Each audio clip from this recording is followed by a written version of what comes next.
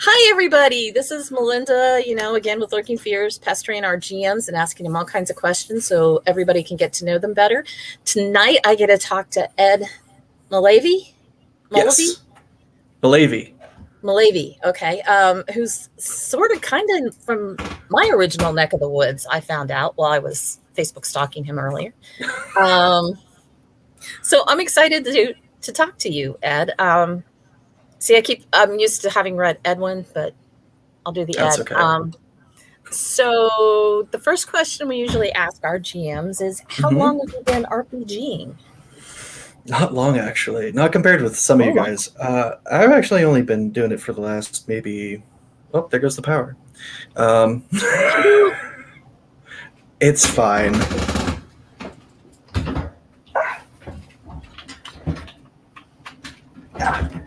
And there goes the power. There comes the power. Yeah. Power's back on. I've only been doing it for like maybe 2 or 3 years. Really? Yeah. I just kind of like realized that everybody was like getting into it, and it was something that I've been wanting to try for forever, since high school. Yeah. And so I was like, this is my chance. I'm going to jump in. I'm going to run my own games. I'm going to run the games that I want to run, and I'm just going to take this bull by the horns. So your start was deciding you were going to run games. Yes. I wanted to run Call of Cthulhu specifically. I was like, this is what is going to get me into RPGs. Sure. So that is just really cool. So you said, what about Call of Cthulhu specifically? I love horror. What it was I watched a live stream. It was the Invictus stream. There's a couple guys up in Canada that do that. They're all voice actors, and they did a live stream of a homebrew game that was just it was very entertaining. I will say that it was like watching a radio play. Like the way that they were able to feel each other out and like play off of each other and create tension and drama, it just really got me. I was like, this I can do this. I like those kinds of live plays. By the way, Bruno Grigoletti's Bardic College podcasts remind me a lot of radio play. They're really good too. If you're still listening to that, but wow. Now I'm trying to answer the other questions because you haven't. That wasn't the first game I ran though. I bought the book. It was really hard to get people together. It was really intimidating, is what it was. Yeah. And so the first game I actually ran was Dread, which I didn't realize was actually going to be harder. It's a Jenga block game, right? Yeah. That I have not played yet, but am afraid to because I have a shake. Yeah. Which seems like it would not go well with the Dread game. No. Oh, unless you get the big Jenga blocks. The big, camping Jenga blocks? Yeah. Maybe. Yeah. Maybe. That would be They're like the size of Origins. You really feel it when you die. Can you imagine that set up on an Origins table? Because those are pretty tall. Oh, I'm sure. So when was your first Origins? When did you first run at Origins? Ooh, 20. I'm going to assume you have. It was right after I decided to start RPGing. It was 2018. I think Origins may have been the second time I ran a Call of Cthulhu game. So your first Origins was, I think, my first Origins. Yeah? Yeah. Hey, twinsies. Yeah, that was my first big gaming convention and my first time running at a convention, and I chose well, I think. Yeah. I liked it. So what should people expect when they come to your table at Origins? What kind of a GM are you?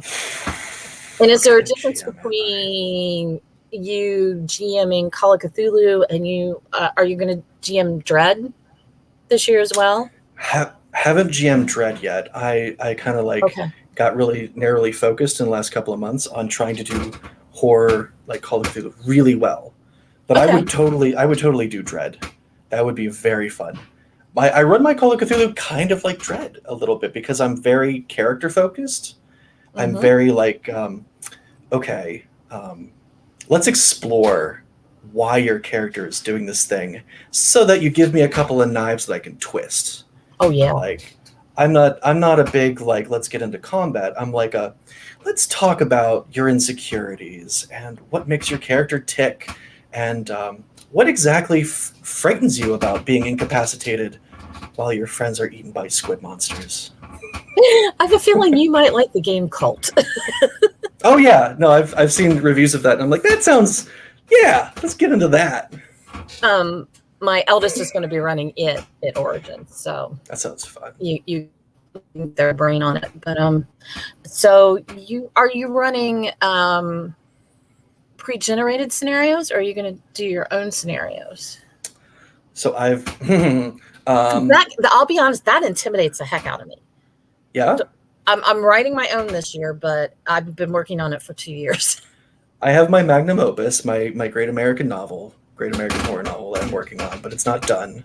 Mm-hmm. But what I am doing is I'm a big fan of the Zagrozi. Yes. I think that's how you pronounce it. But like they're kind of a lot of them are setting agnostic. So I decided to kind of lean in to the fact that they were originally Polish language. So I created my own setting for Shepherd of Moths. So you get to run around 1920s Krakow. Ooh. Yeah. That sounds like fun, actually. I've got Shepherd of Moths, and I've read it. Mm-hmm. It's been a while, but it's a devious scenario. Isn't it though? Yes. I don't know if do we have to like put up a spoilers warning if we talk too much about it? We probably shouldn't talk too much about it. But okay. It'll ruin the surprise. Oh yeah, and it's good. If you, I'll just say this to people: if you want a good, get you out of your comfort zone and maybe wig you out in real life a bit, I would say Shepherd of Moths is an excellent scenario to play. You know, there's a sequel. Yeah. Mm-hmm. Don't have it yet, but I grabbed it and I read it and I was like, oh god, no, this is too good. It's especially good. It's especially good if they fail, and like Shepherd of Moths. Hey, it's not even my dog. No, I asked my dad to hold on to the dog, and he just nope.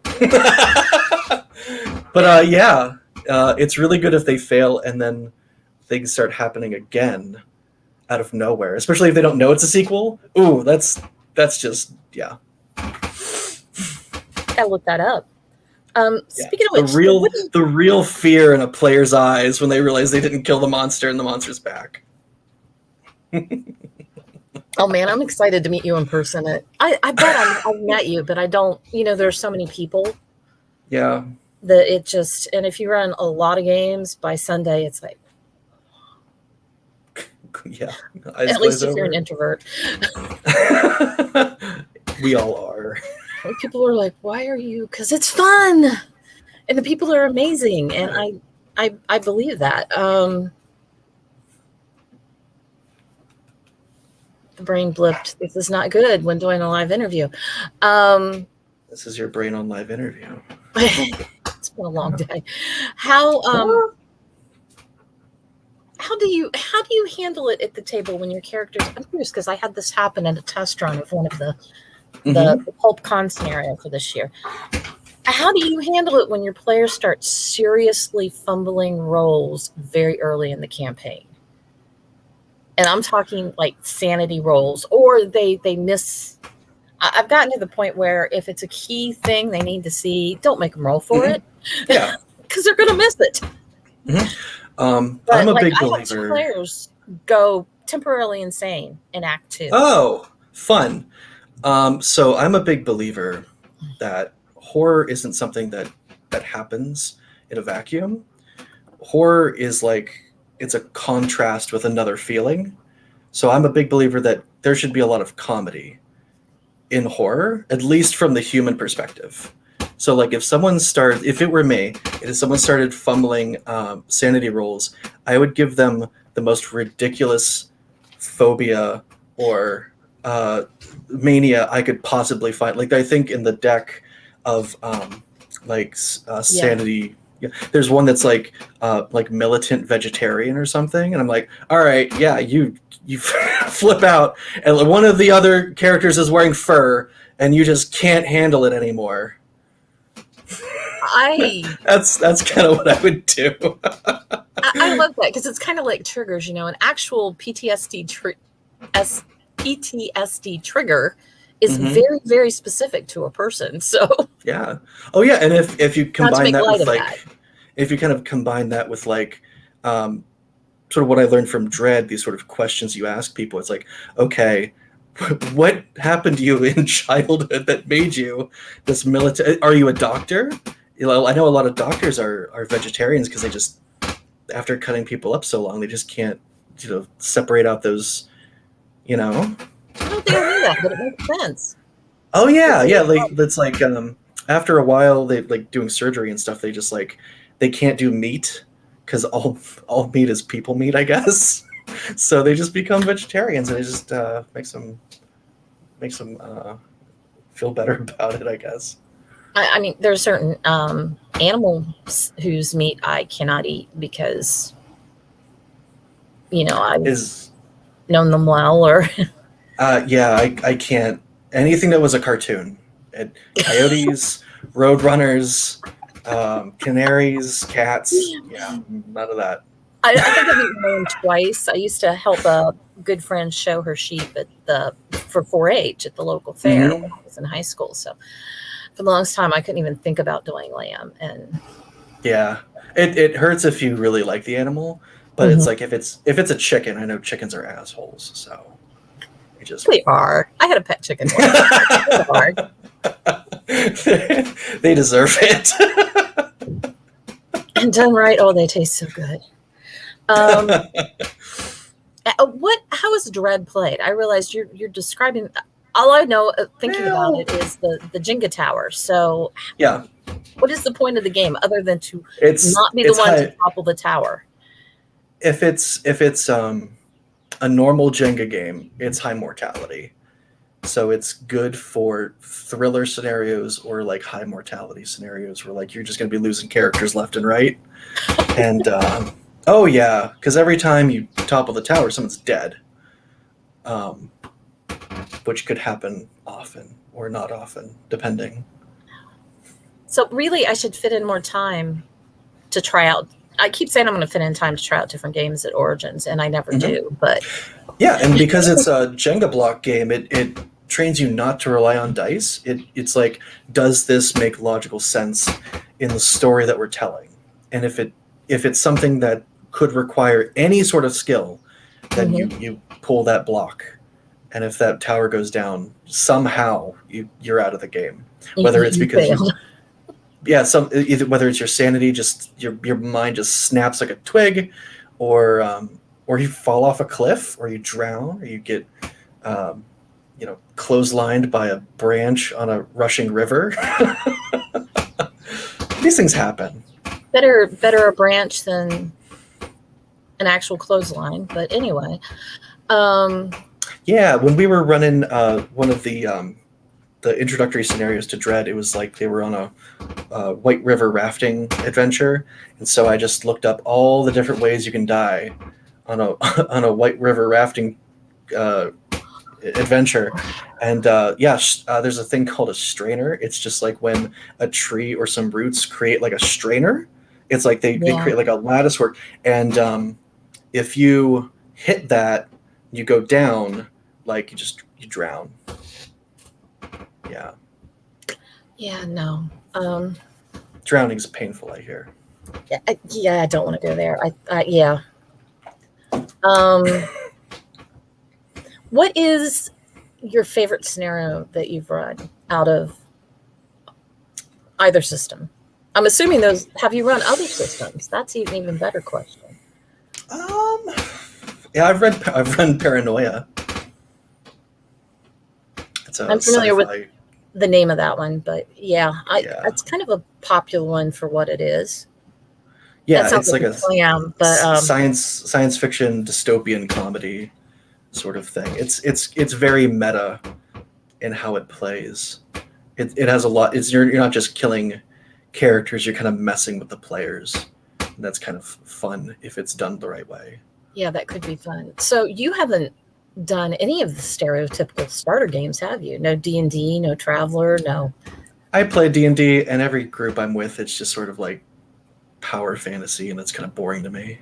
Oh yeah, we do a lot of character driven anymore. Yeah. Yeah. And then sometimes, we just want to be murder hobos and kill everything that day. So my first Call of Cthulhu game was with my first D&D group. I tried to get them into it, and we were playing Genus Loci. And have you ever played that? No, although I've heard of it. The premise is you have to break a friend out of Danvers Insane Asylum. So it's like the first big scene. You walk into the administrator's office, and our lawful good paladin in our D&D game pistol whips the state employee and demands his friend back. And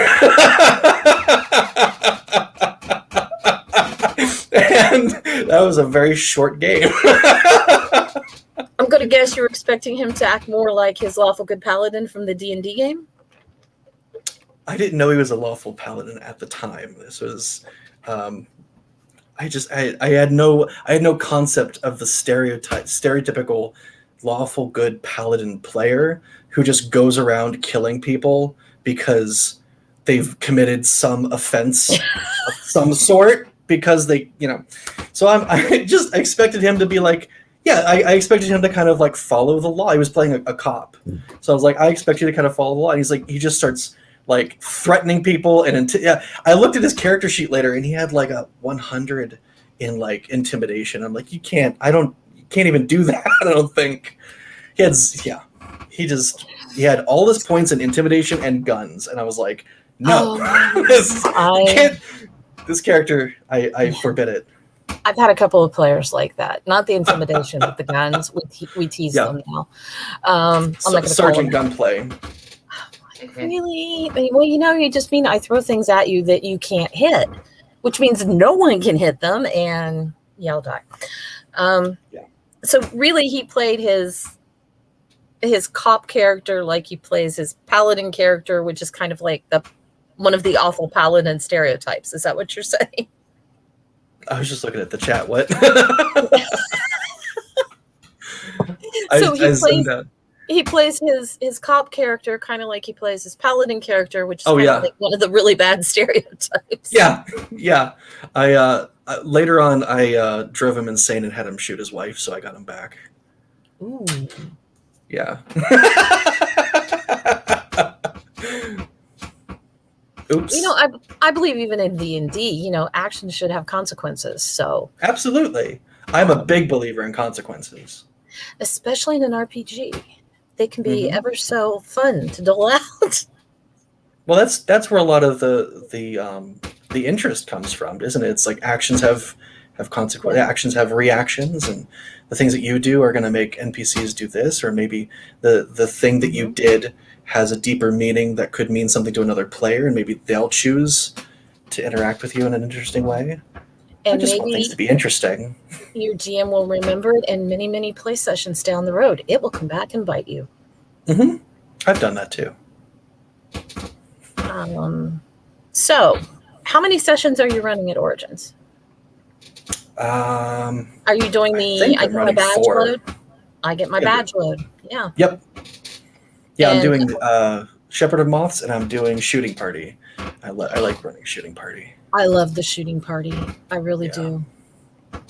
I almost chose to do Brian Borhu. That was a fun one too. That one is so dark. Oh yeah, no, I love the climax. That's my favorite part. That's where I get those emotional daggers, and I'm like, ooh, but you gotta do it. Oh, I ran Brian Boru 2 years ago for both Origins and Gen Con, so I ran it 4 or 5 times. Mm-hmm. But only once did I not have players fully buy into it, which is great because we're cackling, we are laughing. They had me in tears. One group had me laughing so hard, but then immediately they're back in character, making these horrible, horrible, tough decisions. It was great. It really was. Yes. So I hope you have but I love Shooting Party too. So it's another favorite. I hope you have It's a good one. It's a I really do good one. great tables with all around. Although I think usually we do. I think we get pretty lucky in our little horror grimdark niche. Yeah, I'm I good with think Stuart horror Miller. people are very friendly. Yeah, and they're there to Mhm. play, which is great. Yeah. So, yeah, I think we are about done with our interview. If you Hey. can wave and get Matt's attention here, the sine wave.